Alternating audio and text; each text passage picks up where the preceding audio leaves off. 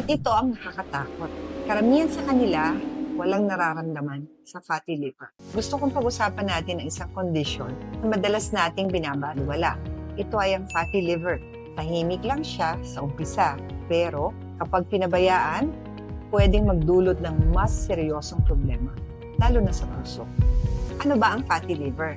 Ang fatty liver o non-alcoholic fatty liver disease or NAFLD ay isang kondisyon kung saan may naiipong taba sa loob ng ating atay kahit hindi ka umiinom ng alak. Kailan ito nakikita? Common ito sa mga taong number 1, mataas ang timbang or may obesity. Pangalawa, may diabetes or insulin resistance. Pangatlo, kumakain ng madalas na processed food, matatamis as fast food, at walang regular na physical activity. At ito ang nakakatakot. Karamihan sa kanila, walang nararamdaman sa fatty liver. Pero habang tahimik ito, unti-unti na siyang nakakasira, hindi lang sa liver mo, kundi pati sa puso mo.